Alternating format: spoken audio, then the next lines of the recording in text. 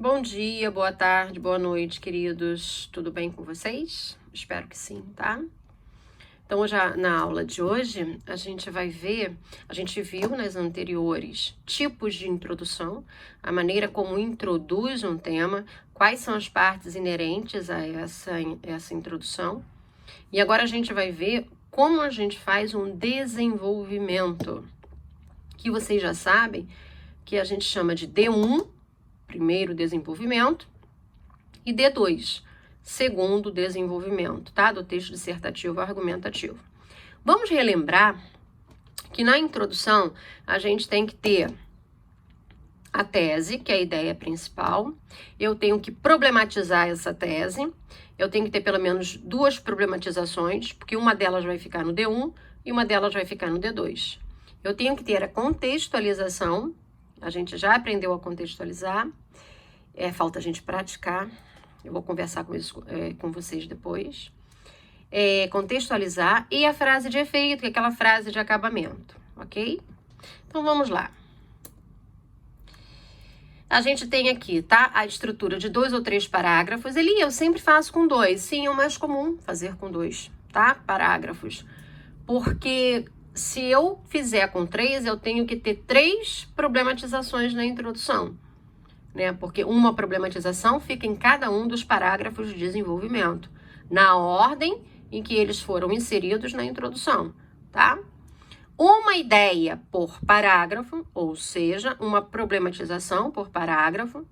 E eu preciso ter argumentos fortes, pertinentes, né? O que caracterizam aí as estratégias argumentativas, tá? O poder de persuasão que vocês terão para convencer a banca, ok?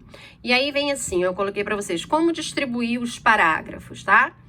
O ideal é termos 2 ou 3 parágrafos. O mais comum, vocês podem pesquisar redações de nota 1000, são as redações com 2 parágrafos de desenvolvimento, tá? Cada um deve conter um argumento, ou seja, uma problematização, uma ideia núcleo, a partir de um tópico frasal, que é a frase síntese. Devemos conduzir o discurso de maneira objetiva, clara e principalmente convincente, já que a função de um texto dissertativo argumentativo é pautada na persuasão, ok? E aí vamos relembrar qual é a diferença entre parágrafo e o tópico frasal. O tópico frasal está inserido no parágrafo e não o contrário, tá? O parágrafo é uma unidade menor do texto, com princípio, meio e fim, que delimita uma ideia. É marcado por um ligeiro afastamento com relação à margem esquerda da folha. O tópico frasal corresponde à ideia núcleo do parágrafo. É a ideia que vai ser defendida no parágrafo. Lembram-se? Vai ser o desdobramento da problematização que a gente colocou lá na introdução. Ele resume a ideia que será desenvolvida posteriormente. A escolha em relação à quantidade de parágrafos deve ser feita de acordo com a sua aptidão em relação ao tema. Ou seja, não adianta eu colocar 3 ideias, tá? Núcleo, se eu não vou ter como comprovar essas ideias. Então, assim, quantidade não é qualidade. Então, eu coloco 2 ideias núcleo e vou consegui-las, né, desmembrá-las, aprofundá-las. Então, é isso que importa para a banca. A banca não está preocupada com a quantidade de parágrafos, mas sim com a qualidade desses parágrafos, com a qualidade de persuasão desses parágrafos, ok? Se tivermos apenas 2 ideias fortes que sustentem a tese, não há a menor necessidade de fazer um terceiro parágrafo de desenvolvimento. E aqui, aí ele até salienta uma questão. Quando a gente coloca 3 parágrafos de desenvolvimento, há um risco muito grande de o candidato cair no que a gente chama de repetição de ideias, o que vai implicar perda de pontos em coesão e coerência, ok? Então, lembrem-se, tá? Quantidade não é qualidade, tudo bem? Aí eu não pedi desculpas, né, para vocês, mas o meu computador, ele sofreu uma queda e quebrou a lateral dele, tá? Tá todo quebradinho aqui na lateral dele. ó, todo quebrado. E ao cair e quebrar, olha, todo solto, ele, alguma coisa deve ter danificado o som, o sistema de som. Eu não consigo gravar com o meu rostinho ali, porque não sai o som, tá? Então eu tive que improvisar dessa forma, mas eu tô providenciando um outro e um pedestal para ficar melhor. Tudo bem, queridos? Então vamos lá.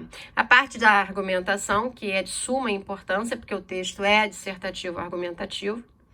A argumentação é um recurso que tem como propósito convencer alguém daquilo que você se propôs a defender, para que esse tenha opinião ou comportamento alterado.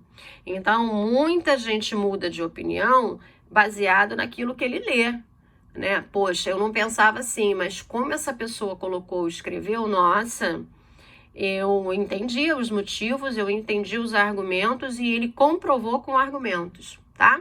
Argumentos, então, são como provas que apresentamos com o propósito de defender as nossas ideias e mais, e convencer o leitor de que essa ideia, essa minha ideia é a correta, tá? E aí, para isso, a gente vai hoje conhecer a competência e habilidade 3 do Enem, que são as estratégias argumentativas, tá? Aquilo que, as ferramentas que eu vou utilizar para persuadir a banca, tá bom?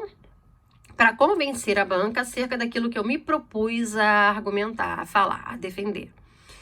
Então vamos lá, as estratégias argumentativas são várias as estratégias às quais podemos recorrer na hora de desenvolver as ideias. Podemos partir de comparações, de referências históricas, de exemplificações. Por exemplo, eu vou colocar aqui para vocês, né? Eu pesquisei ao longo dos anos e vi que há algumas, né, que a banca sempre coloca como característica e elas ganham nota 1000. Então, eu separei alguns exemplos de estratégias argumentativas, tá? De que a banca mais gosta, tá bom? Não que não tenham outras, mas aquelas que mais funcionam e garantem aos candidatos a nota 1000, tá bom? Depois é só conferir com redações nota 1000 para ver o que ele tá falando que é verdade, tá? Então, vamos lá. A primeira delas, e não mais importante que as outras que virão depois, tá? É a argumentação por citação. A gente procura pessoas consagradas ou autoridades no assunto que pensem como nós acerca do tema que eu apresento. Eli, mas tem que pensar como eu? Sim, porque já que você vai defender uma ideia, você tem que procurar alguém, um filósofo, um sociólogo, um médico, um cientista, para que ele corrobore com a sua ideia, com o seu pensamento. Imagine se eu penso uma coisa e pego um filósofo que pense de forma diferente e coloque lá, né? Vai contrariar, né? Vai ser o que a gente chama de gol contra, ele vai contrariar a minha ideia, tá bom? Apresentamos no corpo do texto a menção a uma informação extraída de outra fonte. Isso a gente chama de argumentação por citação. E aqui é importante destacar que há duas maneiras de fazer uma citação. Direta ou literal, a gente vai usar as aspas. E aqui é um detalhe importante que ele tem que falar. Se você tiver dúvidas, eu li Shakespeare, mas eu não lembro a integralidade da frase do Shakespeare. E agora, coloco ou não? Pode colocar. Só que você não vai colocar de forma direta. Entende? De forma direta, você precisa lembrar na integralidade cada palavra, cada vírgula, tá? Dita, escrita por esse pensador, por esse escritor. E aqui tem um exemplo. Ó. Como Shakespeare disse, abram aspas, porque é literal, é a fala dele. Ser ou não ser? Eis a questão. Fecham aspas. Então, eu não posso mudar absolutamente nada. E vocês não são obrigados a saberem na integralidade, né, frases, citações dos autores, tá? Eu posso lembrar de alguma coisa, eu posso lembrar da síntese dessa frase e aí colocá-la. Só que aí eu não vou colocá-la de forma direta, eu vou colocá-la na forma parafraseada ou indireta, como a gente chama, sem o recurso das aspas, tá? No que a gente chama de discurso indireto livre. Olha, parafraseada, como é que essa frase ficaria? com suas palavras. Como o próprio Shakespeare disse, pode ser ou pode não ser. Isso é apenas uma questão. Entenderam? Olha a diferença. Né? Ele, então, é melhor que eu utilize a indireta? Sim, porque na indireta você parafraseia, pega a ideia essencial dita por esse autor, sem se comprometer em errar, o que causaria danos como erro de autoria. Ok, queridos? Então, isso é um grave dano à sua redação, porque vai implicar em perda de pontos. Tudo bem? Então, forma literal, eu uso as aspas e não posso esquecer absolutamente nada do que esse autor disse. Na forma parafraseada ou indireta, eu posso simplesmente pegar, sintetizar essa ideia principal e inseri-la na minha redação sem aspas. Tudo bem? Elia, e aí na forma indireta, eu posso incorrer em não colocar palavras, né, na essência dita por esse escritor. Posso esquecer uma palavra? Sim. Então, não corram riscos desnecessários, tudo bem? E aí a gente vê um outro tipo de estratégia argumentativa, que é a argumentação por comprovação, em que eu vou comprovar os dados que eu estou dizendo. A argumentação se dará a partir de dados, a partir de informações apresentadas, como dados, estatísticas, percentuais, mas isso não vai ser criado da minha cabeça. Isso vai ser retirado de uma fonte, ok? O autor precisa de dados que demonstrem, corroborem, confirmem a sua tese, tá? Então, olha a minha fonte, o ministro da Educação. E aí eu só não digo, né, ministro, eu digo o nome dele, Cristóvão Buarque. Aí eu também lancei mão da argumentação por autoridade, né? Lança hoje o mapa da exclusão educacional. Segundo o mapa, olha a fonte, dita pelo ministro, no Brasil, 1 milhão de crianças, ou 5% da população entre 7 e 14 anos, para as quais o ensino é obrigatório, não frequentam as salas de aulas. Ou seja, não é um achismo. Eu não tirei esses dados, esses percentuais da minha cabeça. Existe uma fonte fidedigna comprovando aquilo que eu me propus a falar. O pior índice é do Amazonas, com 16% das crianças do estado. Ou seja, 92 mil estão fora das escolas. O melhor é o Distrito Federal, com apenas 2% de crianças excluídas, seguido por Rio Grande do Sul, com mais 2,1%, e São Paulo, com 3%, que dá um total de 168 mil crianças, tá? Existe uma fonte ali, ó, Folha de São Paulo, 3 de dezembro de 2003. Além do argumento de autoridade do ministro da Educação. Então, isso é uma argumentação por comprovação. Isso não é um achismo. E isso dá à sua redação fidedignidade.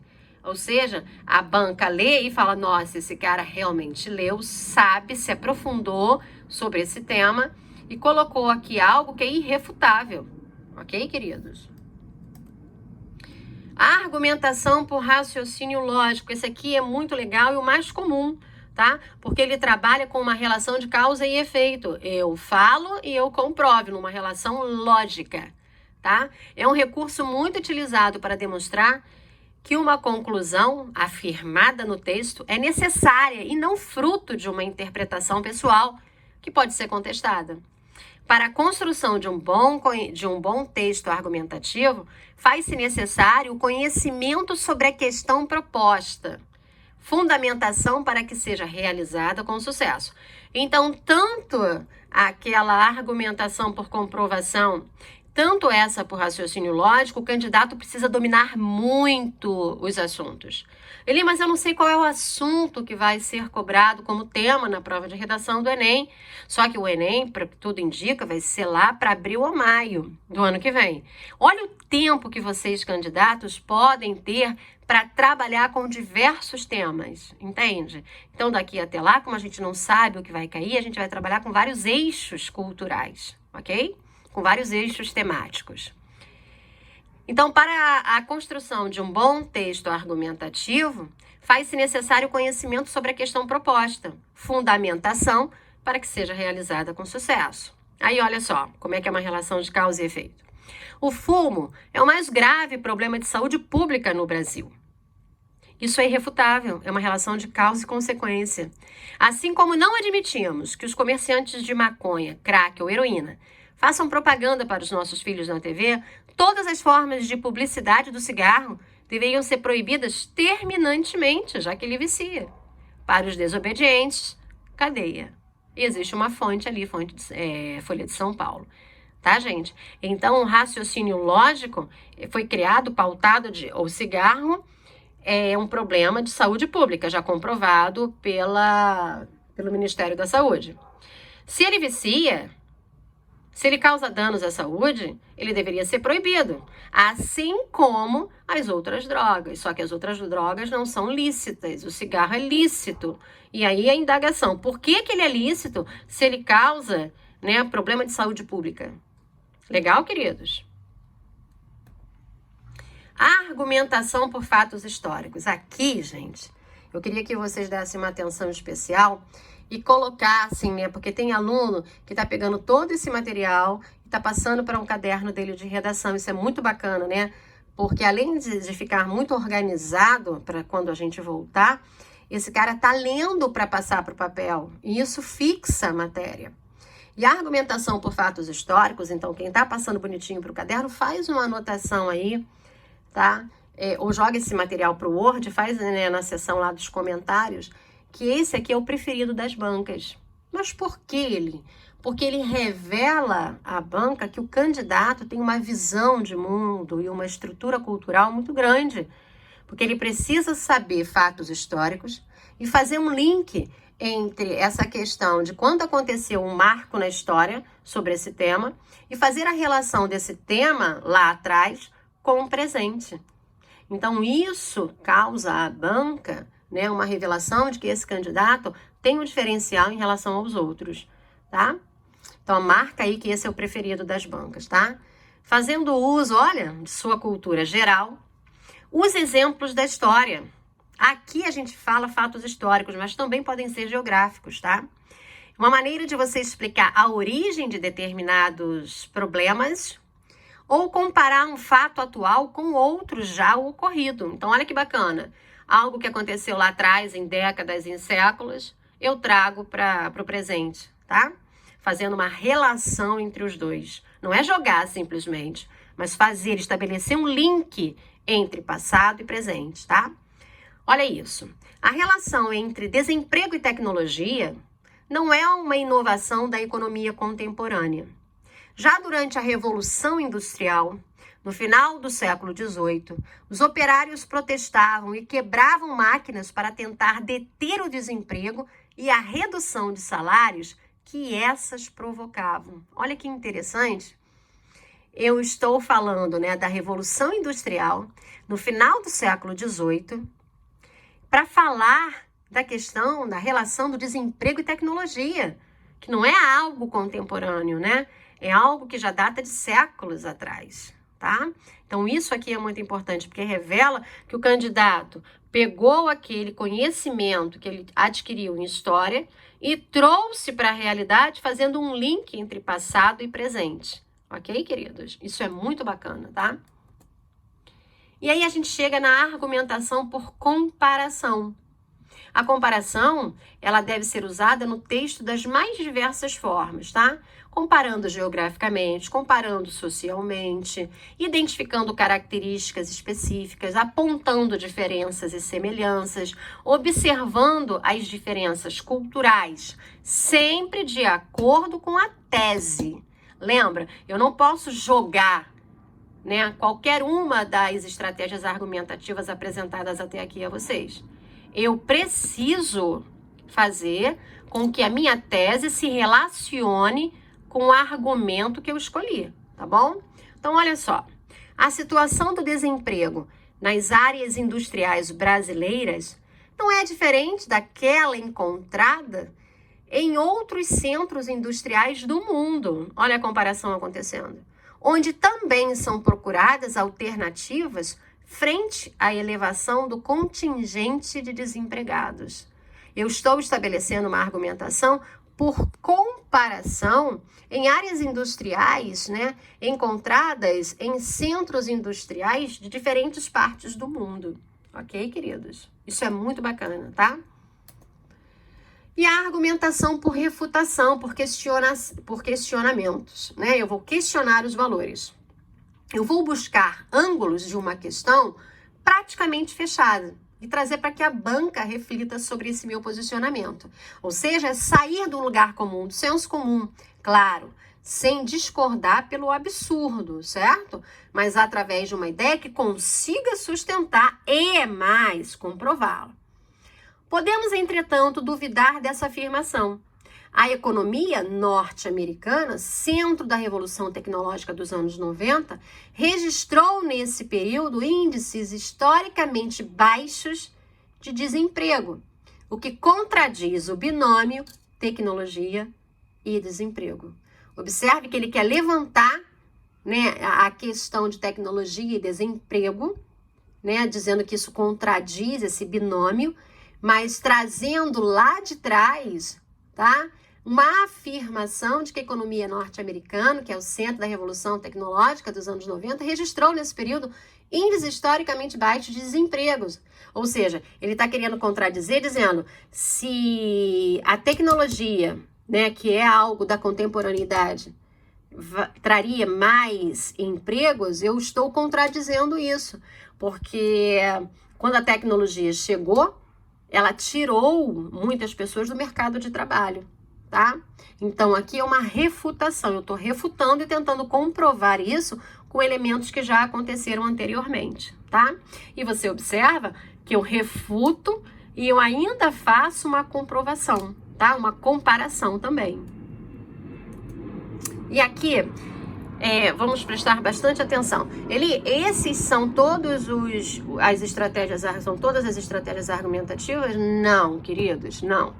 Eu coloquei ali as que mais persuadem a banca, tá? Existem outras, tá? Por exemplificação, por exemplo. Mas essas, através de pesquisas feitas há 4 anos seguidos, né, de redações nota 1000, são essas estratégias argumentativas que mais tiram nota 1000, tá? É só comprovar. Depois eu vou pegar exemplos de redações de 4 anos para cá, notas 1000, e colocar para vocês na plataforma. Se não colocar hoje, eu vou colocar até o final de semana, para que vocês vejam, tá? E identifiquem, inclusive, quais os tipos de estratégias os candidatos utilizaram para ganhar nota 1000. E vocês vão comprovar que uma dessas estratégias utilizadas por esses candidatos, tá? Ela vai se pautar nessas que a Eli apresentou para vocês hoje, tá bom? Então vamos lá, vamos revelar aqui algumas questões. É proibido empilhar ideias nos parágrafos de desenvolvimento. O que seria empilhar ideias? Colocar várias ideias e não comprová-las. Por isso a gente viu que é muito mais importante qualidade a quantidade, tá? Então nada de colocar, eu tenho 3, 4 ideias maravilhosas. Você não vai conseguir comprová-las no mesmo parágrafo. Então você coloca uma ideia, que é um desdobramento da problematização. Você vai utilizar estratégias argumentativas aprendidas aqui hoje para comprovar essa ideia, sem empilhá-las, ok? Usar exemplos como argumentos. Como assim, Eli? Ah, minha vizinha, o assunto é violência contra a mulher. Aí você ouviu o seu vizinho bater na sua vizinha e coloca como exemplo esses argumentos, tá? Esses exemplos não podem entrar, porque são exemplos individuais, particularizados, ainda, né, que futuramente eles possam entrar na estatística, mas aí lembra, você vai usá-los como argumentos por comprovação e não por exemplificação. Panfletagem, né, cair no senso comum, falar o que todo mundo fala. Os clichês, né, nunca utilizar. Você vai falar sobre o futuro do país, né, o crescimento do país e diz que é preciso investir nas crianças porque elas são o futuro da nação. Isso é o maior clichê para ser utilizado, tá?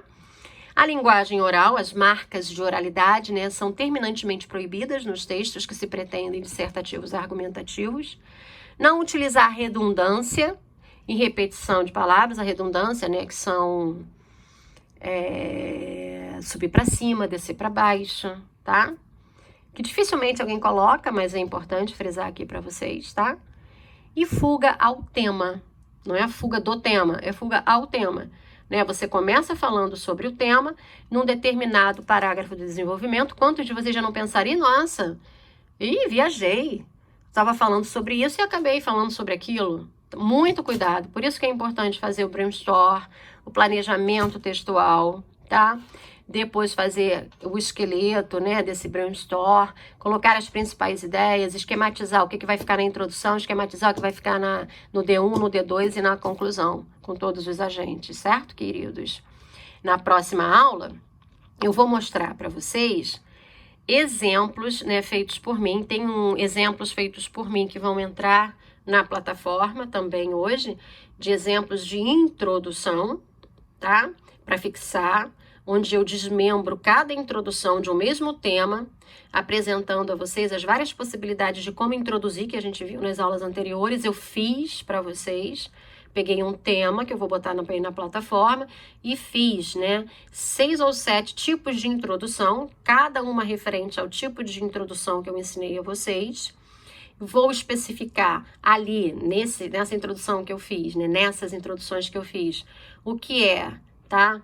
A tese, o que é a contextualização, o que é a problematização e o que é a frase de efeito, tá? E vou colocar uma atividade para vocês também. E aí, na próxima aula, eu já faço, durante a semana, tá? Esses tipos de argumentação de D1 e de D2 para colocar para vocês. Tudo bem, queridos? Fiquem com Deus. Alguns me perguntaram sobre as redações. Eu não quis entregar as redações, devolver para vocês como eu falei que faria, porque, primeiro, eu não botei nota, porque elas ficaram fraquinhas. É claro, a gente não está treinando, então não tem como ficar, né? Como ficar boa. Não se culpem por isso, tá? Aí, o que eu pensei? Eu vou dar uma aceleradinha com a matéria. Então, apresentei a vocês a introdução, estou apresentando a vocês como fazer o desenvolvimento. E aí, já vamos partir para a aula que vem a conclusão. E aí, sim, eu acho que vocês vão estar mais seguros para fazer os tutoriais, tá? Depois, eu quero ver a minha redação, Eli. Eu sei que não foi legal, mas eu queria que pelo menos vocês tivessem aprendido, escrito uma, com feedback bacana para eu devolver a outra. Tá bom, queridos? Combinado assim? Então, a gente vai ter tempo, tá? Porque o Enem foi adiado, a gente já sabe. A data dele ainda não saiu, mas a gente sabe que não vai ser janeiro, fevereiro, março. Eu acredito mesmo que vai ser em abril. Então, a gente vai ter tempo para treinar. Fiquem tranquilos em relação a isso, tá bom, queridos? Um beijo no coração de vocês. Leiam sobre tudo, vou colocar umas dicas de leitura para vocês. E a gente vai ter lives, então eu vou propor a vocês, em uma dessas lives, a gente fazer tutoriais sobre os temas que eu vou pedir para vocês pesquisarem. Tudo bem? Fiquem com Deus, um beijo no coração. Não percam o ritmo, não percam a fé, tá? Tudo vai voltar ao novo normal, tá bom? Fiquem com Deus, meus queridos. Um abraço carinhoso da Eli. Muitas saudades, tá? De verdade. Fiquem com Deus.